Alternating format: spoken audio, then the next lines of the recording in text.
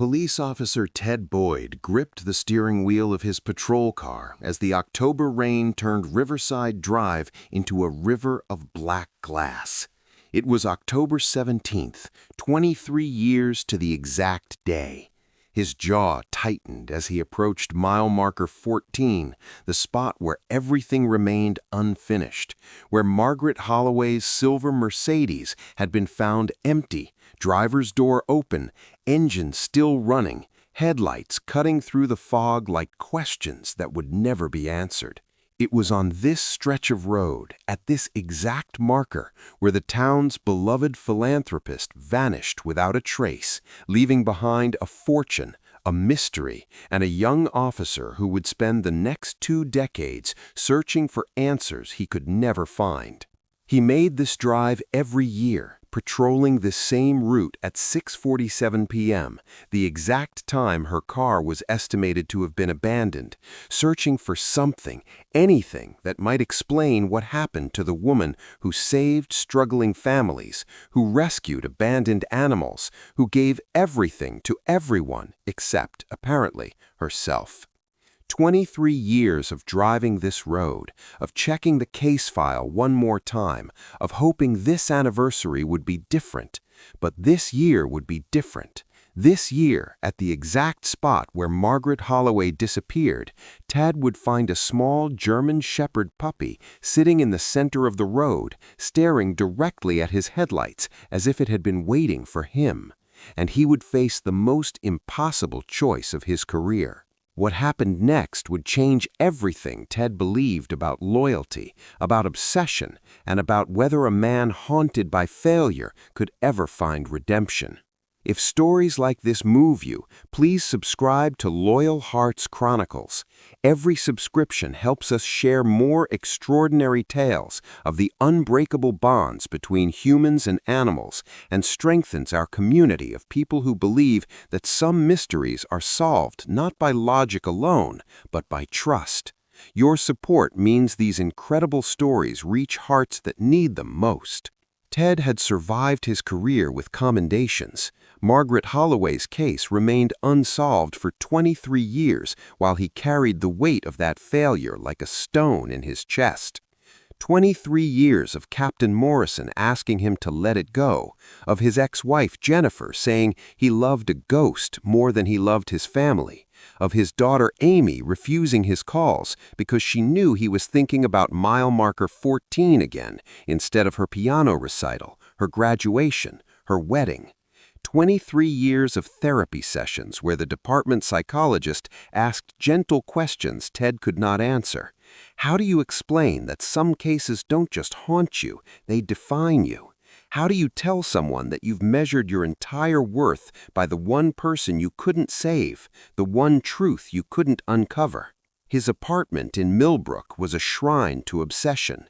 Case files stacked on the kitchen table, photographs of Margaret Holloway pinned to a corkboard that should have held family pictures, a map of the town with red circles marking every place she'd been in her final week. His daughter had stopped visiting 3 years ago. His ex-wife stopped calling 2 years before that. Even Captain Morrison had given up trying to reassign him, recognizing that Ted Boyd and the Holloway case were inseparable, like a scar and the wound that made it. But tonight, as his windshield wipers fought the downpour and his headlights swept across mile marker 14, Ted saw something that made his breath catch. A small black and tan figure sat perfectly still in the center of the road, a German Shepherd puppy, no more than 3 months old, soaking wet and shivering, but not moving, not running, just sitting, staring directly at Ted's patrol car with dark, intelligent eyes that seemed far too knowing for a dog so young. Ted's hand moved to his radio, ready to call animal control, but something stopped him. The puppy's posture, the way it sat with perfect precision, ears alert, gaze locked on Ted's windshield, the way it seemed to be waiting, not for any car, not for any person, for this car, for him. And then the puppy did something that made Ted's skin prickle with recognition. It lifted its right paw and struck the asphalt 3 times, deliberate, measured. Then it stood, circled counterclockwise exactly once, and sat again, staring not at Ted now, but the woods beyond the mile marker. When Ted followed the dog's gaze, the puppy repeated the sequence: 3 paw strikes, counterclockwise circle, sitting, staring. This wasn't random. This wasn't a lost puppy seeking help. This was communication. This was a message. And as Ted Boyd sat in his patrol car with rain hammering the roof and 23 years of failure pressing down on his shoulders, he realized with absolute certainty that everything was about to change. Because at mile marker 14, where Margaret Holloway had vanished without a trace, where Ted had spent 2 decades searching for answers, a puppy had just appeared performing gestures that no abandoned animal should know. And somewhere in the back of Ted's mind, a memory surfaced. Margaret Holloway was a champion German Shepherd breeder. Her constant companion had been a dog named Kaiser. Kaiser, who had vanished the same night Margaret disappeared. Ted turned off his engine, stepped out into the freezing rain, and walked toward the puppy. The little dog didn't run. It waited. And when Ted knelt, reaching out with a trembling hand, the puppy placed its paw in his palm and looked up at him with eyes that seemed to say, "Finally, I've been waiting for you." This was the beginning of the most extraordinary investigation of Ted Boyd's career. This was the moment when a decades-old cold case would crack open through the impossible loyalty of a bloodline that remembered what humans had forgotten. This was the night when a police officer who had given up on answers would learn that some truths are carried not in files and evidence bags, but in the DNA of dogs bred to preserve a secret across generations. And it all started here at mile marker 14, in the rain, with a puppy who knew exactly what it was doing, and a man who was finally ready to listen. Ted Boyd was 32 years old when Margaret Holloway disappeared, fresh out of the academy with exactly 8 months on the force and a rookie's unshakable belief that every case could be solved if you worked hard enough. He'd been assigned to canvass the residential area near mile marker 14, knocking on doors, taking statements, writing everything down in his careful block letters. He remembered Mrs. Chan at 447 Riverside saying she'd seen headlights around 6:30 that evening. He remembered old Frank Russo insisting he'd heard nothing unusual, but his hearing aid batteries were dead, so what did that prove? And he remembered standing next to Margaret's Mercedes, silver, spotless, driver's door hanging open like a mouth frozen mid-scream, thinking that this was the kind of case that made careers. 23 years later, Ted understood it was the kind of case that devoured them instead. Margaret Holloway had been Millbrook's quiet saint. While tech millionaires bought vacation homes in the surrounding hills, Margaret had inherited her family's timber fortune and spent it on the people who actually lived there. She paid off medical bills for families facing bankruptcy. She funded the youth center when the county cut its budget. She ran the animal rescue from her estate, personally rehabilitating dogs that other shelters had given up on. Her German Shepherds had won championships across 3 states, but Margaret never sold them. She gave them to veterans, to search and rescue programs, to anyone who needed a loyal companion. She'd never married, no children, no enemies anyone could name, just a woman who loved her town, her dogs, and her privacy. And then one October evening, she'd driven to mile marker 14 and vanished as completely as morning fog. Ted had promised her sister Elizabeth that he'd find answers. Elizabeth had died 6 years ago, still waiting. He'd promised Captain Morrison he'd close the case. Morrison had stopped asking. He'd promised his wife Jennifer that the obsession would end, that he'd come home for dinner, that he'd be present for Amy's childhood instead of haunted by a ghost. Jennifer had taken Amy and left when their daughter was 12, and Ted couldn't even blame her. "You love a ghost more than you loved us," Jennifer had said, standing in their kitchen with suitcases by the door. And the worst part was knowing she was right.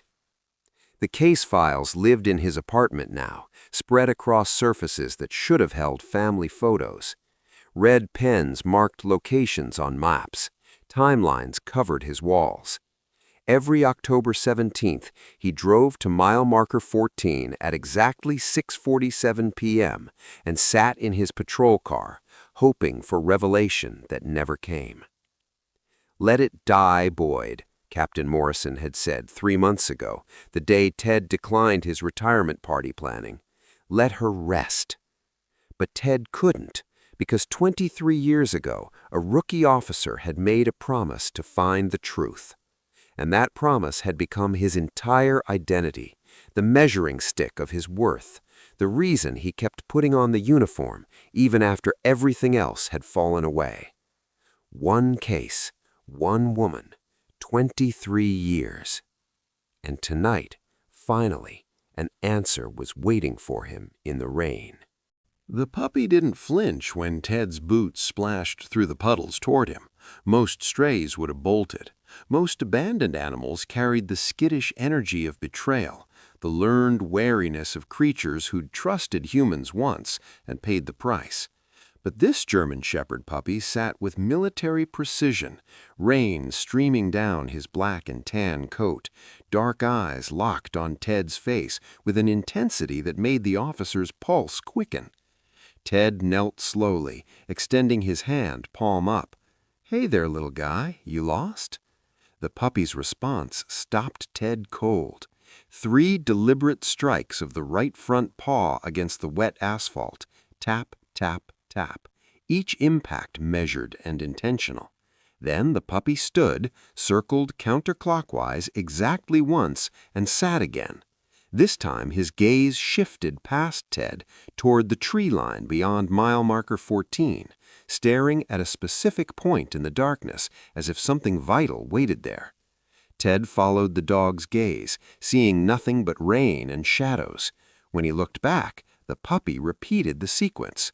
3 paw strikes, counterclockwise circle, sitting, staring directly at the wall of photographs, the maps, the red string connecting locations and dates and unanswered questions. Ted's hands went cold, despite the apartment's warmth. He knelt beside the puppy, studying the deliberate movements, the unwavering focus. This wasn't anxiety. This wasn't random animal behavior. Someone had trained this dog, trained him to do exactly this in exactly this way.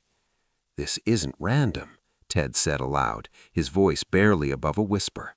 "Someone trained you." The puppy turned his head, meeting Ted's eyes, and for a moment the officer could have sworn he saw recognition there, understanding, agreement. Then the puppy walked to the food bowl, ate 3 bites of chicken, drank exactly 3 laps of water, and returned to sit beside Ted's leg, pressing his small, warm body against the officer's knee. Ted's hand moved automatically to stroke the puppy's damp fur, his mind already racing through possibilities.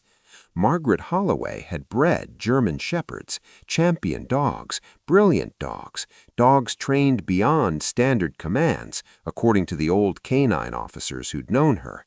And this puppy had appeared at mile marker 14 on October 17th at 6:47 p.m., performing a sequence that felt less like accident and more like inheritance. "What's your name?" Ted asked softly. The puppy's collar tag had been there all along, hidden beneath wet fur. Ted hadn't noticed it in the rain. Now, under the lamplight, he read the single engraved word, Milo, and beneath it a date, October 10th, 1 week before Margaret Holloway disappeared. Ted spent the next morning in the Millbrook Public Library's archive room, surrounded by newspaper clippings and dog breeding journals he should have examined years ago. He'd investigated Margaret the philanthropist, Margaret the victim, Margaret the mystery, but he'd never fully explored Margaret the breeder, assuming her dogs were just a hobby, background noise to the real story. He'd been wrong. Margaret Holloway's German Shepherds appeared in championship records dating back 15 years before her disappearance. Holloway Kennels had produced search and rescue dogs, therapy animals, and canine officers across 4 states. But one dog appeared more frequently than any other in the photographs, a massive black and tan male named Kaiser, Margaret's constant companion, her co-pilot, her shadow. Kaiser had vanished the same night Margaret did. Ted found retired canine officer Dale Hutchins at the Millbrook Diner, nursing black coffee and working through a crossword puzzle. Dale was 73 now, his hands shaking slightly from Parkinson's, but his eyes sharpened when Ted mentioned Kaiser's name. "Most intelligent dog I ever saw," Dale said immediately. "Margaret brought him to a demonstration once, maybe 99 or 2000, asked if I'd evaluate him for police work. That dog understood complex commands, not just sit and stay, but sequences. Margaret could send him on search patterns with hand signals alone. He'd remember landmarks, return to specific locations days later. It was like watching a creature with a map in its head." Ted's throat tightened. She trained him beyond standard commands. "Beyond anything I'd seen. I told her Kaiser was wasted on civilian life. She just smiled and said he had a different purpose." Dale paused. "Why are you asking about this now? Margaret's been gone 23 years. Ted showed him a photo on his phone. Milo performing the 3-paw sequence in his apartment last night. Dale's coffee cup stopped halfway to his lips. "Jesus Christ," the old officer whispered. "That's Kaiser's signal, Margaret's signal. Where did you find this dog?" "Mile marker 14, last night, October 17th. The following afternoon, Ted brought Milo back to the roadside. The puppy's behavior changed the moment Ted opened the car door. Milo's ears went forward, his body tense with focus. He didn't wait for permission. He bolted toward the tree line, moving with purpose that made Ted's chest constrict. The hollow tree was 20 yards into the woods, easy to miss unless you knew exactly where to look. Milo pawed at the base 3 times, circled, and sat. Ted knelt, reaching into the cavity, and pulled out a weatherproof metal box that his hands recognized before his mind could process it. Inside, a photograph of Margaret Holloway kneeling beside Kaiser, both of them younger, happier, the dog's paw resting in her hand. Behind the photo, a note in neat handwriting, dated October 16th, 1 day before she disappeared. "To whoever follows the path, trust the bloodline. Kaiser's children, remember. Find T.B." The letters swam in Ted's vision. T.B., his initials, Theodore Boyd. He looked down at Milo, who sat patiently watching him with Kaiser's intelligent eyes, carrying Kaiser's training, waiting with a patience that had somehow survived generations. "I'm following this dog wherever he leads," Ted said quietly, the words becoming a vow. "Wherever you lead, Milo, I'm with you." The puppy's tail wagged once. Then he stood and walked deeper into the woods, and Ted Boyd followed him toward answers that had been waiting 23 years for exactly this moment. Over the next 3 days, Ted documented every location where Milo performed his sequence. The old post office on 3rd Street, 3 paw strikes, circle, stare at the building's northeast corner. The shuttered veterinary clinic on Maple, same pattern, gaze fixed on the basement access door. The Millbrook Community Center, where Margaret had taught children's art classes. Milo sat facing the storage room with unwavering focus. Ted cross-referenced the locations against Margaret's known movements. His hands trembled as the pattern emerged. Every single site corresponded to places Margaret had visited in her final week. The post office on October 11th to mail registered letters. The vet clinic on October 13th with Kaiser for a routine checkup. The community center on October 15th for her last class before disappearing. Milo wasn't random. Milo was a map. A living, breathing trail of breadcrumbs left by a woman who knew she was running out of time. Captain Morrison called Ted into his office on the fourth day. The captain's face was granite, his patience clearly exhausted. "I've got 3 complaints about you trespassing on private property with an unregistered animal," Morrison said, sliding incident reports across his desk. "The Johnsons say you were prowling around their condemned building yesterday. Dale Hutchins called me asking strange questions about Margaret Holloway's dogs. And you've been using department resources to pull 23-year-old case files." He leaned forward.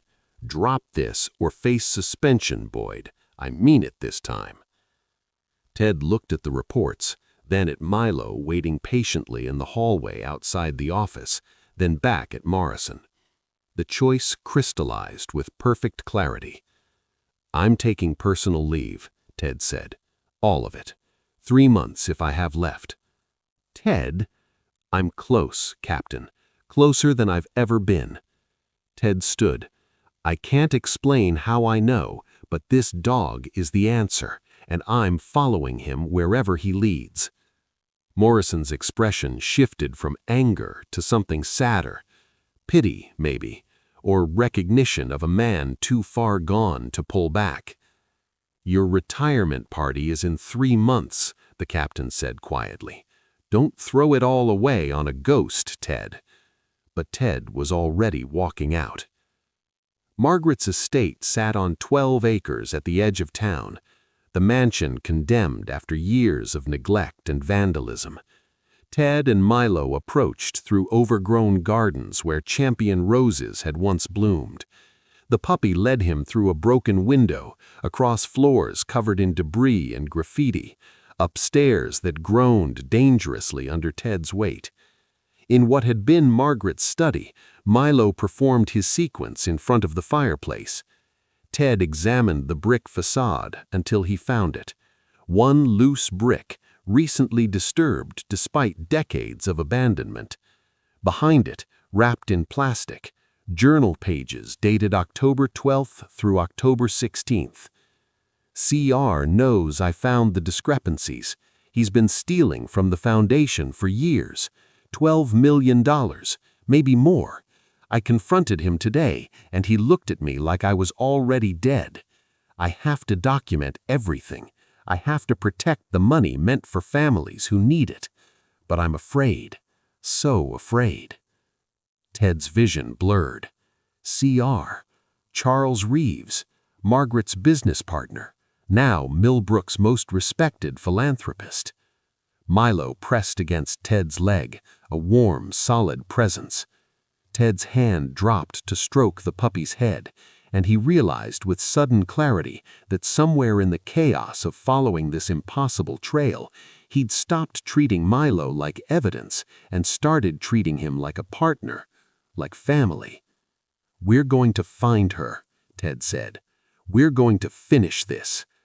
Milo's tail wagged, and for the first time in 23 years, Ted Boyd believed his own promise.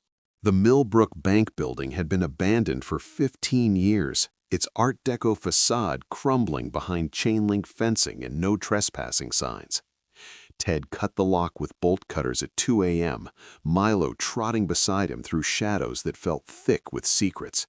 The main floor was a wasteland of broken furniture and water damage, but Milo moved with absolute certainty toward the vault room in the basement. The puppy's sequence was more elaborate here. 3 paw strikes on a specific floor tile near the old teller stations. Counterclockwise circle. Then he sat facing a section of decorative molding that looked identical to the rest of the room. Ted ran his hands along the carved wood until he felt it, a small catch cunningly hidden. The panel swung open, revealing a narrow cavity. Inside was a single brass key on a chain stamped with a number, 447. Safety deposit box 447 had survived the bank's closure, preserved in the vault when the building was sold. Ted's hands shook as he worked the ancient lock mechanism. The box was small but heavy, and when he opened it, his breath caught. Financial documents meticulously organized, spreadsheets showing money flowing from the Holloway Foundation into offshore accounts, letters on Charles Reeves' personal stationery, each one more threatening than the last. "You're making dangerous accusations, Margaret. Think carefully about what you're risking." And finally, a notarized statement dated October 14th, 2 days before Margaret vanished, detailing $12.3 million in embezzled funds and naming Charles Reeves as the perpetrator. Ted photographed everything with trembling hands. Charles Reeves, the man who'd cried at Margaret's memorial service, who'd taken over the foundation after her disappearance and run it beautifully for 23 years, earning the town's trust and admiration. The man who'd looked Ted in the eye dozens of times over 2 decades and claimed to have no idea what happened to his beloved partner. The pieces fell into place with sickening clarity. Margaret hadn't run away. She'd run for her life. She'd discovered the theft, documented it, prepared to expose Charles, and he made sure she never could. Ted made copies of everything before replacing the originals. He drove home with evidence that could crack the case wide open, his heart pounding with triumph and rage and something approaching vindication. His apartment door was ajar when he arrived at 4 a.m. The destruction was surgical. His case files scattered across the floor, photographs torn from the corkboard, but nothing else disturbed, and his copies, the photographs of the financial documents, the threatening letters, the notarized statement, gone. Stolen from the locked drawer where he'd hidden them just hours ago. On his kitchen table, written in block letters on plain white paper, "Some dogs should be put down." Ted's blood ran cold. He spun toward Milo, who was growling low in his throat, focused on the bedroom doorway. Ted's hand moved to his service weapon, but the apartment was empty. Whoever had done this was already gone. They knew. Charles or his people knew Ted was getting close, and they were willing to kill to keep the truth buried. Ted knelt beside Milo, pulling the puppy close. The little dog had been Margaret's insurance policy, her message in a bottle sent across 23 years, and now someone wanted to destroy that message before it could be fully delivered. "Not on my watch," Ted whispered fiercely into Milo's fur. "Whatever it takes, we're seeing this through." The puppy licked his face once, then walked to the door. There were more locations to visit, more secrets to uncover. The map encoded in Milo's bloodline wasn't finished yet, and neither was Ted Boyd. Charles Reeves arrived at Ted's apartment 2 days later in a black town car driven by someone Ted didn't recognize. At 78, Charles still carried himself like the banker he'd once been, tailored suit, silver hair perfectly combed, hands that had never done manual labor folded calmly in his lap as he sat uninvited on Ted's couch. "You're harassing me with conspiracy theories, Officer Boyd," Charles said, his voice carrying the practiced disappointment of a man accustomed to being believed. "Breaking into condemned buildings, trespassing on private property, spreading vicious rumors about my relationship with Margaret." He shook his head slowly. "I've tried to be understanding. I know you've carried the weight of this case for many years, but this has gone too far." Ted stood with his arms crossed, Milo pressed against his leg. "I'm not spreading rumors. I'm following evidence." "Evidence?" Charles smiled without warmth. "You have a stray dog and a decades-old obsession. That's not evidence, officer. That's mental illness."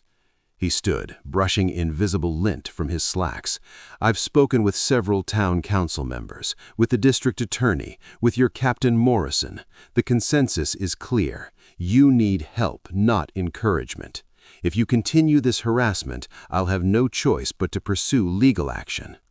The threat hung in the air between them, professional and polite, and absolutely lethal to what remained of Ted's career. "Get out," Ted said quietly. Charles paused at the door. "Margaret would be heartbroken to see what you've become, a good man destroyed by guilt that isn't even his to carry." His eyes were cold despite the sympathetic words. "Let her rest, Ted, before you lose everything." After Charles left, Ted's phone rang. Amy, his daughter. He almost didn't answer. "Dad, what the hell are you doing?" Her voice carried the exhausted frustration of someone who'd had this conversation too many times. Charles Reeves called Mom. He said you're stalking him, breaking into buildings, making wild accusations. He said you're having some kind of breakdown. Amy, I can explain. No, Dad, no, I can't do this again. Her voice cracked. This obsession destroyed our family once. It took you away from me when I was 12 years old. I needed a father, and all I got was a ghost hunter. She was crying now. I'm getting married in 6 months. I haven't decided if I'm even inviting you, because I don't know if you'll show up or if you'll be sitting in your car at mile marker 14 thinking about a dead woman instead. The words hit like physical blows. Sweetheart, please stop. Please, Dad. Whatever you're doing, just stop. Come back to us before it's too late. The line went dead. Ted sat in the silence of his apartment, Amy's words echoing in his skull. Was he destroying his life again, sacrificing his last remaining relationship for a case that had already cost him everything? Maybe Charles was right. Maybe this was mental illness wearing the mask of dedication. Milo whined softly and walked to the window, performing his sequence again. 3 paw strikes, counterclockwise circle, sitting and staring at something beyond the glass, toward the south side of town where the old animal shelter stood vacant and crumbling. The 4th location. Milo had been trying to lead him for 2 days, but Ted had been too busy dealing with break-ins and threats and his own spiraling doubt. Ted looked at the puppy, at the intelligence in those dark eyes, at the unwavering persistence that had somehow survived across generations. Someone trained this dog specifically for this purpose, had trained Kaiser's bloodline to remember, to preserve, to guide. This dog trusts me, Ted said aloud to his empty apartment. Someone trained him for this exact purpose. Margaret trained him, and I owe them both the truth. He grabbed his keys and Milo's leash. Amy's wedding was 6 months away. Charles's threats were real. His career was circling the drain. But somewhere in this town, a woman had left a message that waited 23 years to be delivered, and Ted Boyd wasn't walking away until he heard what it said. The Millbrook Animal Shelter had closed in 2008. Its operations merged with the county facility 10 miles away. The building sat like a tombstone on the edge of town, windows broken, roof sagging, the chain-link kennels in back swallowed by blackberry vines. Margaret had volunteered here every Tuesday for 12 years before her disappearance, rehabilitating dogs that others had given up on. Milo led Ted through the rusted front gate at dusk, moving with the same unwavering purpose he'd shown at every location. But when they reached the main building, the puppy hesitated. His sequence was different here. 3 paw strikes, then he paced back and forth in front of the basement access door, whining softly. Ted pulled the door open. The smell hit him immediately. Standing water, rot, mold thick enough to taste. The basement was flooded, 3 feet of stagnant water covering everything. Ted's flashlight beam caught glimpses of submerged filing cabinets, overturned furniture, the skeletal remains of kennels. "We can't go down there, buddy," Ted said. "It's not safe." But Milo was already descending the concrete steps, swimming through the dark water with determination that made Ted's chest ache. The puppy paddled toward the far corner where a metal filing cabinet stood half submerged, its top drawer just above the waterline. Ted had no choice. He waded in, the cold water soaking through his jeans, the uncertain footing making every step treacherous. The floor was slippery with algae and God knows what else, but he reached the cabinet and pulled open the drawer that Milo was pawing at desperately. Inside, protected by waterproof plastic sheeting, breeding records. Holloway Kennels, October 2001. Kaiser's final litter, born October 10th, 1 week before Margaret disappeared. 6 puppies total, their lineages meticulously documented, their placement information preserved in Margaret's careful handwriting. Ted's hands shook as he read the adoption records. 5 puppies placed with established families, their full names and addresses listed. But the 6th puppy, the one Margaret had kept until the very end, showed different information. Puppy number 6, male, held in secured adoption. Future placement, TB. Theodore Boyd. His initials. His name encoded in a document created a week before Margaret vanished, when Ted had been nothing but a rookie officer who'd canvassed her neighborhood once and written a report she'd probably never seen. She was planning this, Ted whispered, water lapping at his waist. She knew something was going to happen. She bred this litter specifically to what? To find me?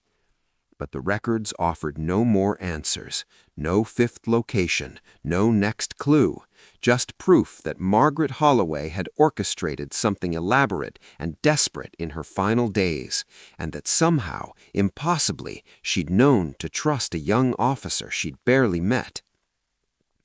Ted and Milo searched the basement for another hour, but there was nothing else. The trail that had burned so bright through 4 locations had suddenly gone cold. Ted stood in the dark, flooded basement, clutching records that raised more questions than they answered, and felt despair settle into his bones like the chill from the water.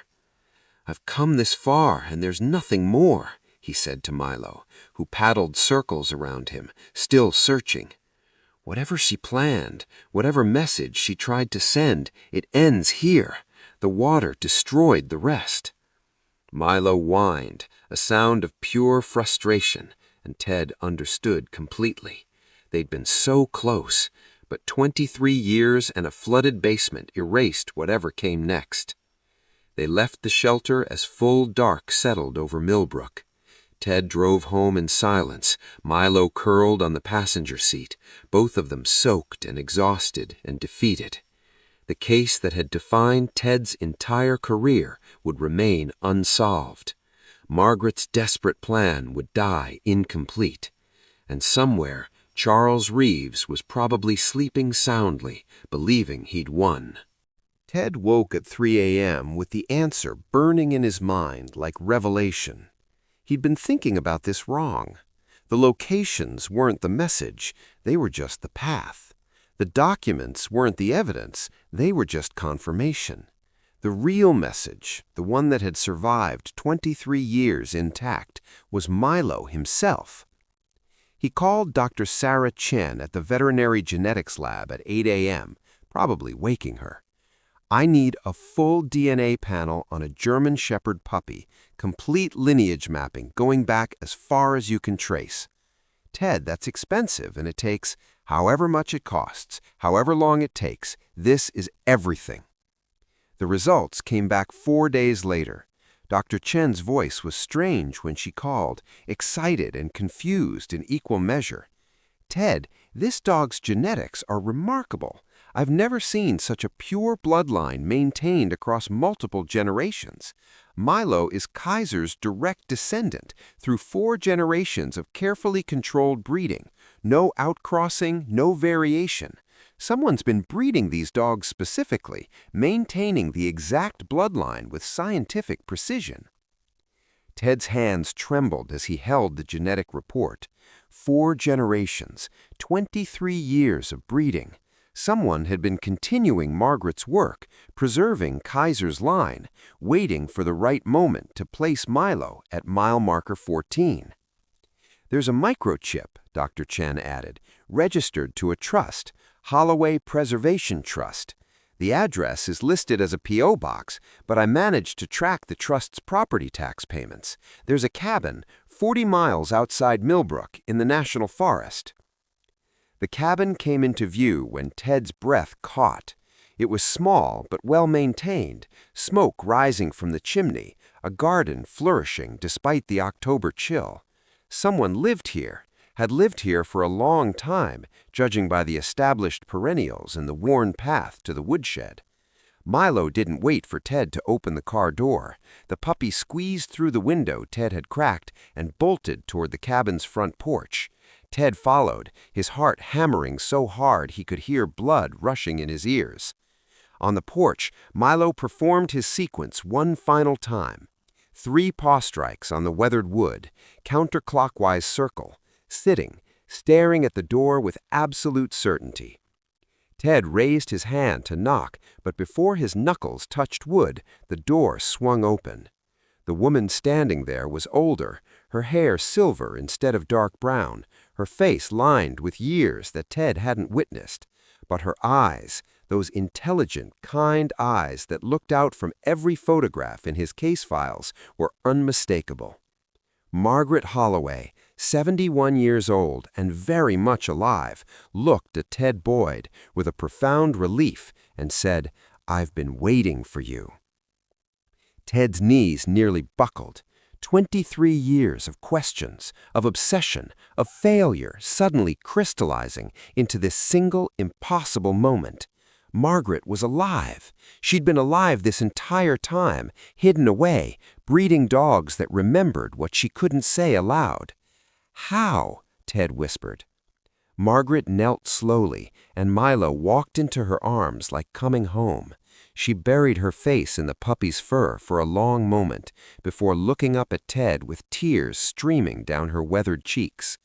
"Because some truths are too dangerous to speak, but dogs never forget, and I knew that eventually someone who couldn't let go would follow them all the way here." She stood, Milo cradled against her chest. "Come inside, Officer Boyd. We don't have much time. Charles will realize you're gone soon, and when he does—" She didn't need to finish. Ted stepped across the threshold, following Margaret Holloway into answers that cost him everything to find. The woman tending the garden looked up when Milo barked, her hands frozen on the tomato plants she'd been staking. She was 71 now, her dark hair gone silver, her face weathered by years of hiding. But her eyes were unmistakable, the same clear gray that had stared out from 23 years of missing person posters. "Hello, Ted," Margaret Holloway said softly. "I knew you'd come eventually. Kaiser's bloodline never forgets." Ted couldn't speak, couldn't move. 23 years of searching, and here she stood, alive, real, pulling off gardening gloves with hands that trembled slightly. "The FBI offered me witness protection in October 2001, she began, her voice steady despite the tears on her cheeks. "I'd discovered Charles had been embezzling from the foundation for years, $12 million stolen from families who needed it. When I confronted him, he made it clear I wouldn't live to testify." She gestured toward the cabin. "They gave me 72 hours to arrange my disappearance, barely enough time to train Kaiser's final litter, to encode the evidence trail into their genetics. I bred them to remember scent markers, location sequences, to respond to someone with investigative instincts and the stubbornness not to quit." "Why me?" Ted's voice cracked. "I was nobody, a rookie." "You were the one who knocked on my door during the canvass. You asked about Kaiser. Really asked, like you cared. You wrote down every detail in that little notebook. I saw dedication in you, Ted, the kind that would outlast time." She wiped her eyes. "I bred them to remember, Ted, to find someone who wouldn't quit, and you didn't." The sound of a car engine made them both turn. Charles Reeves stepped out of his town car, his face twisted with rage when he saw Margaret alive. "You," he hissed, 23 years and you couldn't just stay dead." "It's over, Charles," Ted said, hand moving to his weapon. "The evidence is legally preserved. The statute of limitations doesn't apply to documentation notarized before your crimes were even discovered." Charles lunged, but Ted was faster. The handcuffs clicked shut as FBI agents, who'd been monitoring Margaret's location all along, emerged from the woods. Charles Reeves, Millbrook's beloved philanthropist, was led away screaming about conspiracies and lies. Margaret collapsed into Ted's arms, sobbing. "You gave your career to finding me. 23 years. I'm so sorry." Ted held her carefully, this ghost who'd shaped his entire life. "You gave me purpose," he said quietly, "even when I didn't know it." The fortune was staggering, $47 million in protected trusts that Margaret had kept hidden from Charles. She designated all of it for the Holloway Kaiser Animal Sanctuary, with Ted as its director. He retired from the force 3 weeks later, adopted Milo officially, and called Amy to tell her he was finally done chasing ghosts. Amy came to the sanctuary's opening, her fiancé beside her, and watched her father cut the ribbon with tears in her eyes. "You found her," she whispered. "You actually found her." "No," Ted said, looking down at Milo. "He found her. I just followed." 6 months later, on the anniversary of that rain-soaked October night, Ted returned to mile marker 14 with Milo and a bronze plaque. He installed it at the base of the tree where Margaret's car had been found, where this impossible journey had begun. "In memory of Kaiser, loyal unto death, faithful beyond it." Ted knelt beside Milo, stroking the dog's head as cars passed on the highway, their headlights cutting through the autumn darkness. For the first time in 23 years, mile marker 14 felt peaceful, not haunted, not heavy with failure, just a place where one mystery ended and another kind of life began. Some cases close with handcuffs. This one closed with a leash, and somehow that's exactly right. Milo's tail wagged, and together they walked back to the truck, leaving the ghosts behind where they belonged.